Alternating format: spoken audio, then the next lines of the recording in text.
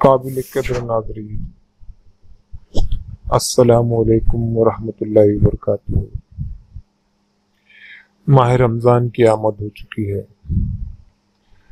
اور ماہ رمضان کی آپ تمام کو الحسنین اردو لائبریری کی جانب سے پرخلوص مبارکباد پیش ہے۔ اللہ سے دعا ہے کہ وہ اس مبارک مہینے کی برکت سے عالم اسلام اور پوری دنیا پر جو ایک مصیبت آئی ہوئی ہے، کورونا وائرس کی شکل میں جو مصیبت آئی ہوئی ہے، اللہ تعالیٰ اس کو اس مبارک مہینے کی برکت سے دور کرے، آمین۔ ہمیں اس سے نجات دلائے، آمین۔ ناظرین، اس سے پہلے آپ کی خدمت میں تخلیق آدم علیہ السلام اور شیطان کے مردود ہونے کے واقعے کے متعلق ویڈیو پیش کیا گیا، جس میں ہم نے جانا کہ تخلیق آدم علیہ السلام کے وقت شیطان مردود ہوا اور اسی وقت وہ انسان کا دشمن بن بیٹھا۔ اس کے ورگلانے کی وجہ سے، اس کے بہکانے کی وجہ سے آدم علیہ السلام اور حوا علیہ السلام کو جنت سے اتار کر زمین پر بھیج دیا گیا، اور ساتھ ہی ابلیس کو بھی قیامت تک مہلت دی گئی کہ وہ بنی آدم یعنی قیامت تک آنے والے انسانوں کو بہکاتا رہے۔ جو اس کے پیروکار ہوں گے وہ ان کو بہکا سکے گا، اور جو اللہ تعالیٰ کے دین پر چلتے ہیں وہ ان کو نہیں بہکا سکے گا۔ تو چلیے بڑھتے ہیں ہم ویڈیو کی جانب۔ ناظرین اور پیارے بچوں، زمین پر سیدنا آدم علیہ السلام اور حوا علیہ السلام کی زندگی جنت سے بالکل مختلف تھی۔ جنت میں ان کو بغیر محنت کے سارا کچھ میسر تھا۔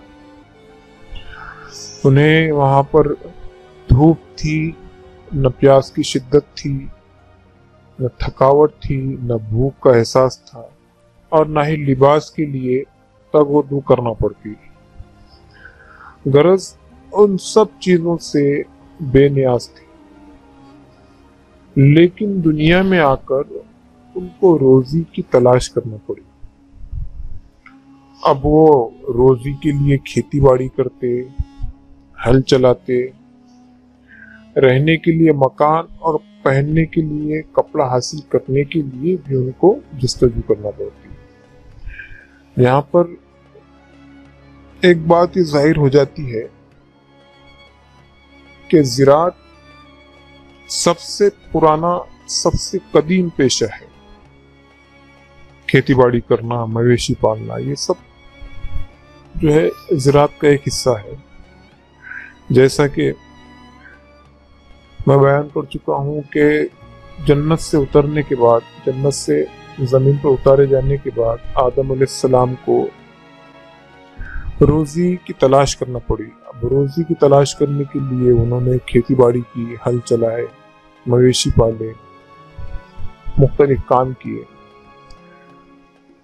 اسی کے ساتھ سیدہ حوا علیہ السلام کے ذمے گھر کے اندرونی معاملات بھی تھے، جیسا کہ کھانا پکانا، گھر کی حفاظت کرنا، بچوں کی دیکھ بھال کرنا، کپڑے لباس کے لیے محنت کرنا، یہ سب کام حوا علیہ السلام کے ذمے تھے۔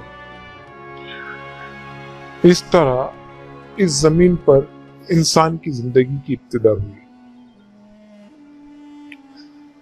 صحیح بخاری میں سیدنا ابو ہریرہ رضی اللہ تعالیٰ عنہ سے روایت ہے کہ نبی کریم صلی اللہ علیہ وسلم نے فرمایا، اللہ تعالیٰ نے سیدنا آدم علیہ السلام کو پیدا کیا تو ان کا قد 60 ہاتھ لمبا تھا۔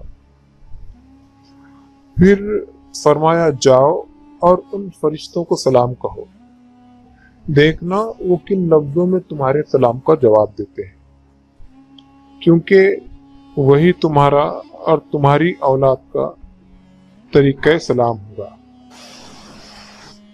دنیا میں آنے کے بعد سیدنا آدم علیہ السلام کی اولاد اور ان کی اولاد بہت زیادہ ہو گئی۔ ان کی اولاد زمین میں کھیتی باڑی کرنے لگی، بھیڑ بکریاں چرانے لگی، وہ زمین کے پھل کھاتے، بکریاں چراتے، دودھ پیتے، اللہ کی نعمتوں کا شکر ادا کرتے۔ زمین پر اللہ تعالیٰ نے انہیں جتنی نعمتیں عطا کی تھی ان کا شکر ادا کرتے۔ سیدنا آدم علیہ السلام اس کے ساتھ اپنی اولاد کو حکم دیتے کہ اللہ کی عبادت کرو۔ آپ انہیں شیطان اور اس کے وسوسوں سے خبردار کرتے، اس لیے کہ اسی وجہ سے انہیں جنت سے نکلنا پڑا تھا۔ سیدنا آدم علیہ السلام پہلے انسان تھے، آپ نے زمین پر زندگی بسر کی، زمین میں کام کیا، خود بھی اللہ کی عبادت کی، اپنی اولاد کو بھی اللہ کی عبادت پر لگایا۔ وہ انہیں بتاتے کہ اللہ ایک ہے، واحد ہے، اللہ زبردست ہے، اسی کی عبادت کرو۔ قابل قدر ناظرین اور میرے پیارے بچوں، اس طرح سینکڑوں سال گزر گئے۔ سیدنا آدم علیہ السلام کی اولاد تعداد میں بہت زیادہ ہو گئی، آپ کی اولاد بھی بہت زیادہ ہو گئی۔ ایک دوسرے کے ہاں شادیاں ہونے لگی، جس کی وجہ سے سیدنا آدم علیہ السلام کی نسل بڑھتی چلی گئی، زمین پر پھیلتی چلی گئی۔ وہ زمین میں کھیتی باڑی کرتے اور اس کو آباد کرتے چلے گئے، یہاں تک کہ سیدنا آدم علیہ السلام کی عمر 1000 سال ہو گئی۔ تب آپ نے محسوس کیا کہ اب ان کی موت کا وقت قریب آ گیا۔ آپ نے اپنے بیٹوں، پوتوں اور ان کے بیٹوں کو جمع کیا، ان سب کو وصیت کی کہ وہ ایک اللہ کی عبادت کرے، اسی کی اطاعت کریں اور شیطان کی راہ سے دور رہیں۔ سیدنا ابی بن کعب رضی اللہ تعالیٰ عنہ سے روایت ہے کہ انہوں نے فرمایا کہ جب سیدنا آدم علیہ السلام کی وفات کا وقت قریب آیا تو انہوں نے اپنے بیٹوں سے فرمایا، بیٹو میرا جنت کے پھل کھانے کو جی چاہتا۔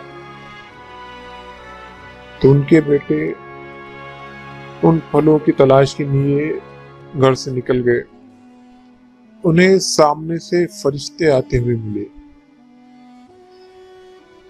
جو اس وقت انسانی شکل میں زمین پر اتارے گئے تھے، اور ان کے پاس سیدنا آدم علیہ السلام کا کفن اور خوشبو تھی، اور ان کے پاس کلہاڑے اور ٹوکریاں بھی تھی۔ انہوں نے کہا، آدم کے بیٹو، تمہیں کس چیز کی تلاش ہے؟ یا پھر ایسا کہا کہ تم کیا چاہتے ہو اور کہاں جا رہے ہو؟ آدم علیہ السلام کے بیٹوں نے کہا کہ ہمارے والد صاحب بیمار ہیں اور جنت کے میووں کی خواہش رکھتے ہیں۔ تو فرشتوں نے کہا، واپس چلے جاؤ، تمہارے والد تو فوت ہونے والے ہیں۔ فرشتے جب سیدنا آدم علیہ السلام کی روح قبض کرنے کے لیے آئے تو حوا علیہ السلام نے انہیں دیکھ کر پہچان لیا۔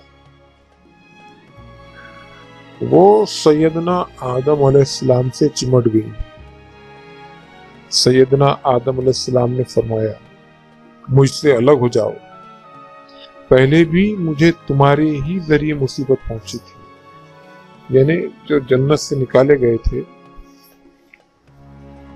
तो हजरत आदम अलैहिस्सलाम का मानना यह था कि मुझे हव्वा अलैहिस्सलाम की वजह से जन्नत से निकाला गया। मतलब कि जिस दरख्त के पास उन्हें जाने से मना किया गया था, उन्हें हव्वा अलैहिस्सलाम शैतान के वरगले में आकर, शैतान के बहकाने में आकर आदम अलैहिस्सलाम को उस दरख्त तक ले गई। आदम अलैहिस्सलाम ने कहा कि मुझे मेरे रब के फरिश्तों के साथ रहने दो।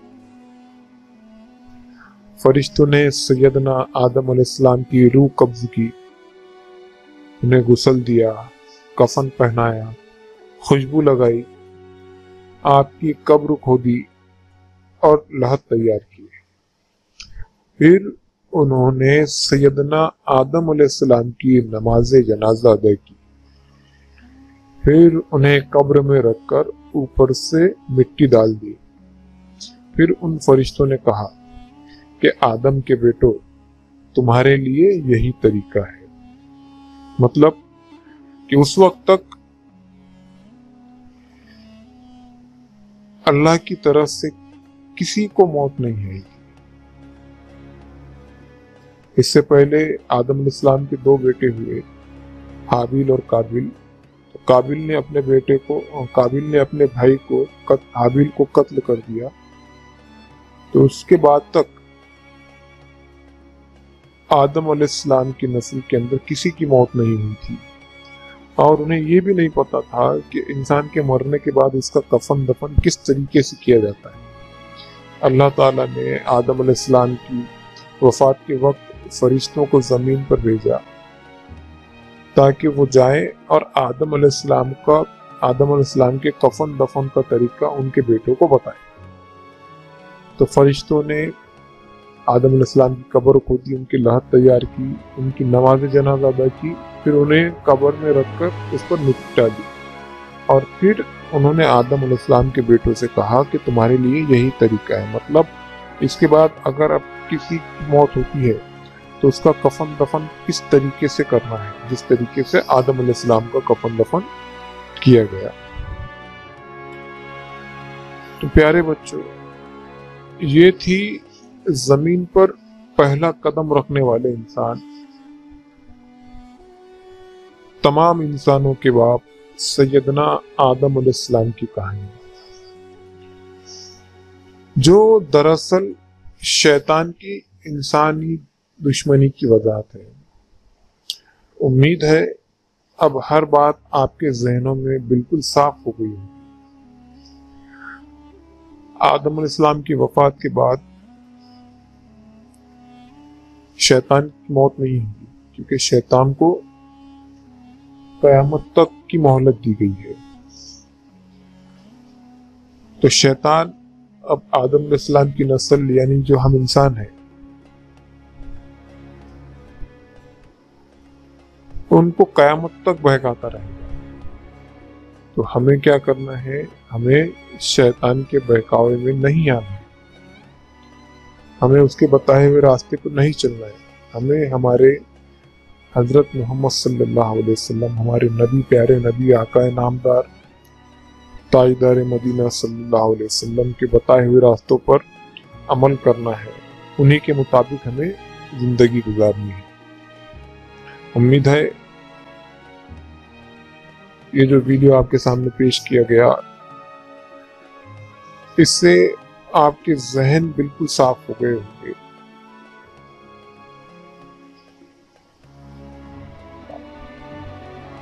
चलिए, आपसे इजाजत चाहता हूँ।